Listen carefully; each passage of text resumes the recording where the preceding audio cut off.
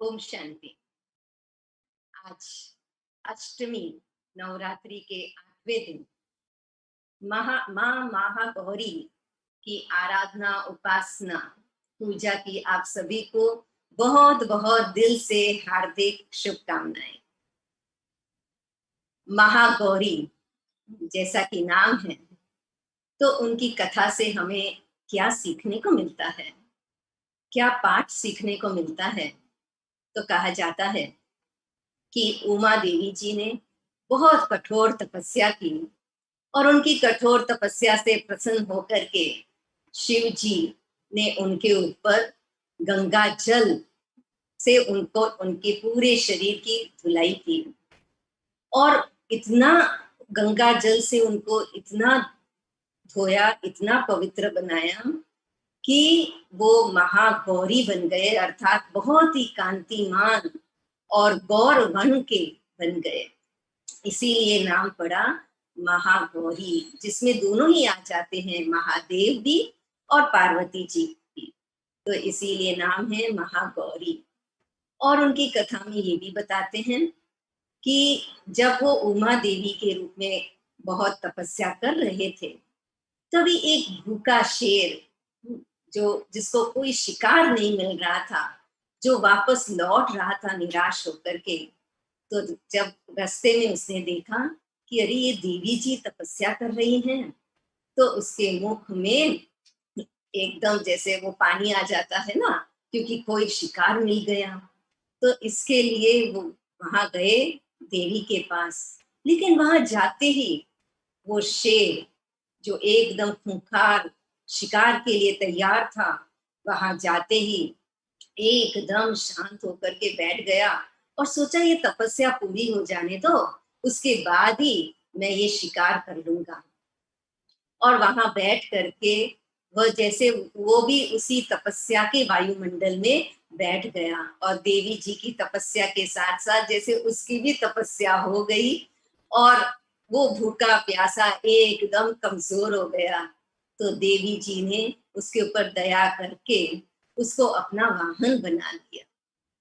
अब इससे हमें क्या सीखने को मिलता है कि सबसे पहली बात तो सुंदरता, गौरवन, ये कैसे प्राप्त हो, क्योंकि आजकल हम देखते हैं कि सभी लोग अपने आप को प्रेजेंटेबल बताने के लिए, दिखाने के लिए बहुत ही आधुनिक कॉस्मेटिक्स और मेकअप का प्रयोग करते हैं।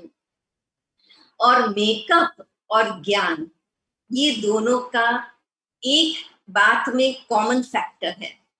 और वो क्या है कि जब मेकअप को अप्लाई करते हैं तो लुक्स चेंज हो जाते हैं। वैसे ही ज्ञान को अगर जीवन में अप्लाई करते हैं तो जीवन ही परिवर्तन हो जाता है, सुंदर हो जाता है। तो जो मेकअप अप्लाई करते हैं वो तो जब तक मेकअप है टेम्पररी है, लुक्स चेंज हो गए, है ना। लेकिन ज्ञान को अप्लाई किया तो परमानेंट जीवन सुंदर हो जाता है। तो आप क्या चाहेंगे, टेम्पररी सुंदरता चाहेंगे या परमानेंट सुंदरता चाहेंगे? परमानेंट सुंदरता चाहेंगे ना। तो इसलिए सुंदरता को कहा जाता है ब्यूटी इज स्किन डीप। शारीरिक सौंदर्य ही सौंदर्य नहीं है, लेकिन आत्मिक सौंदर्य, व्यवहार में सुंदरता, विचारों में सुंदरता, वाणी में सुंदरता, बोल में सुंदरता, कर्मों में सुंदरता, अपने अंदर शुभ भावना, शुभ कामना, करुणा की भावना, स्नेह की भावना, शांति की भावना। तो इस प्रकार से सभी वैल्यूज की सुंदरता ही सच्ची सुंदरता है। और जब वैल्यूज की सुंदरता हमारे जीवन में आती है तो ऑटोमेटिकली उसका तेज, उसका ओजस जो है वो बाहर आ जाता है।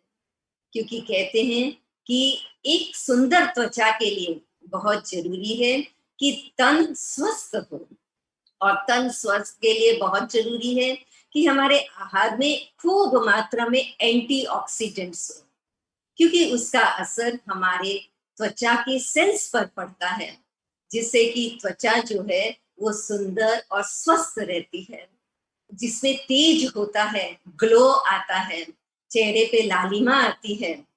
जब हमारे जो आहार होता है, जो अन्न हम ग्रहण करते हैं, उसमें हम पका हुआ कम और कच्चे ज्यादा खाते हैं, तो उससे हमारी जो शरीर है वह स्वस्थ रहता है। जंक फूड अगर हम नहीं खाते हैं, फ्रेश ताजा फल सब्जी अगर खाते रहते हैं, तो उससे त्वचा सुंदर और तेजोमय होती है।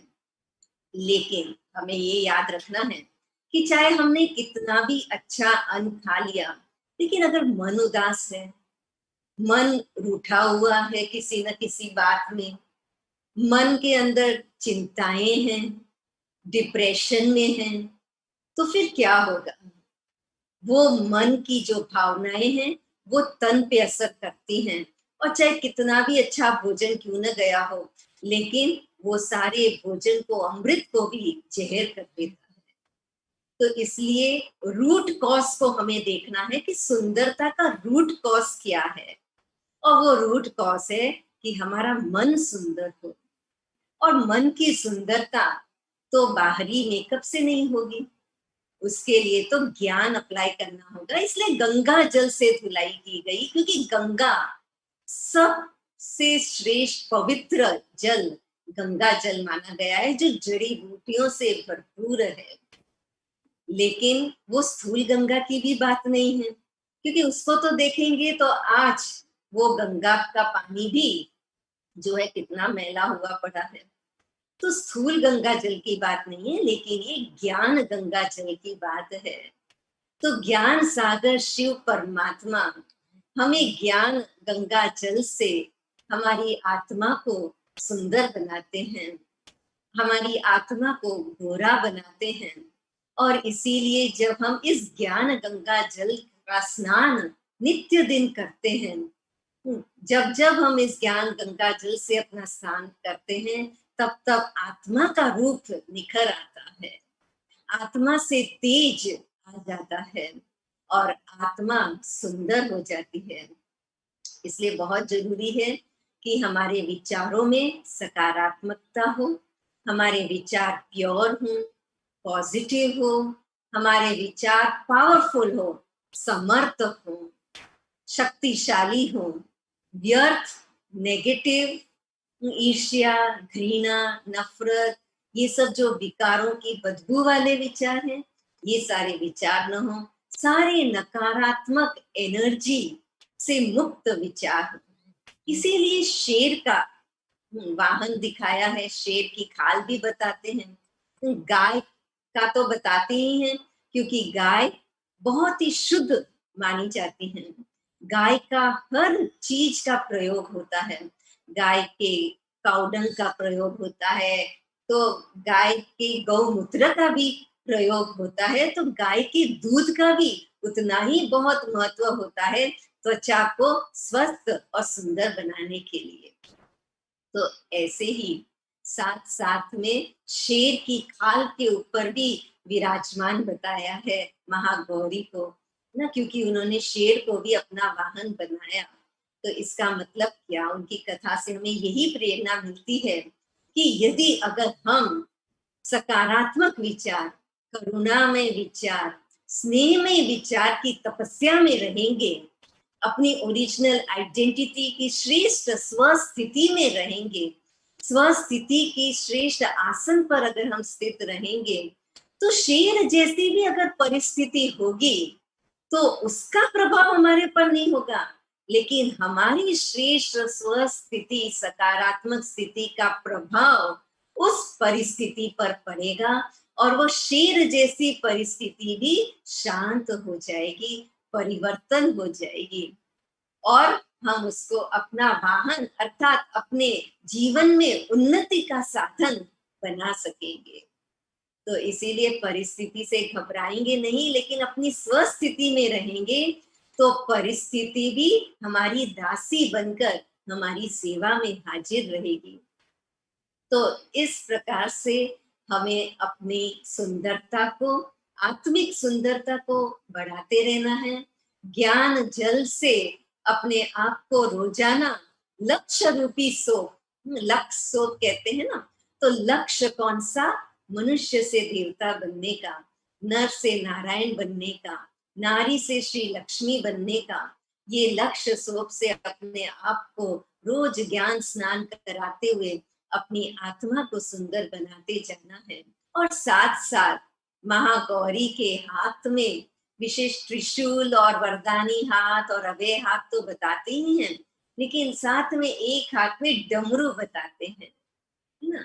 और संगीत और कला की देवी डमरू, अर्थात कि सदा खुशियों में नाचते रहें, क्योंकि जितना जितना खुशी की खुराक खाते जाएंगे उतना उतना स्वस्थ शरीर होगा, तो उतना ही तेज हमारे शरीर से, हमारे चेहरे से आता रहेगा। क्योंकि जब उदास हो जाते हैं तो नकारात्मक ऊर्जा होती है, और उससे हमारी एनर्जी लो होने के कारण हमारी ऑरा भी जो है वह लो एनर्जी की हो जाती है।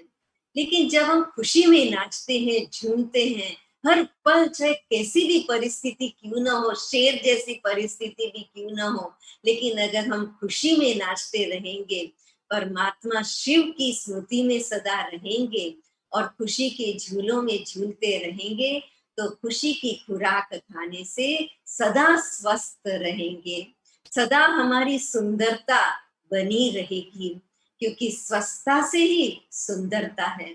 और ब्यूटी है रॉयल्टी में, ब्यूटी है सिंप्लिसिटी में, simplicity is beauty, purity is beauty. इसीलिए महागौरी जी को सफेद वस्त्रधारिणी दिखाते हैं, क्योंकि सफेद प्यूरिटी की निशानी है, सफेद सिंप्लिसिटी की निशानी है। तो जितना जितना हमारे अंदर सिंप्लिसिटी आती जाएगी, जितना जितना हम मन से सबके प्रति शुभ भावनाएं रखते हुए सकारात्मक संकल्प करते जाएंगे, तो मन भी पवित्र होता जाएगा, प्यूरिटी बढ़ती जाएगी, तो ब्यूटी तो बढ़नी ही बढ़नी है।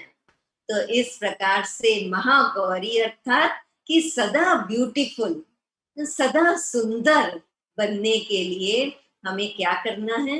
अपने मन को गंगा जल से अर्थात ज्ञान गंगा जल से स्नान करते रहना है, और सदैव खुराक, खुशी की खुराक खाते रहना है। और तभी माँ सरस्वती का रूप ना, महागौरी को महासरस्वती देवी का भी रूप मानते हैं, तो इसीलिए माँ सरस्वती की तरह, महागौरी की तरह मृदुल मधुर वाणी भी हमारी होती जाएगी, हमारी वाणी में भी सरस्वती का वास होता जाएगा।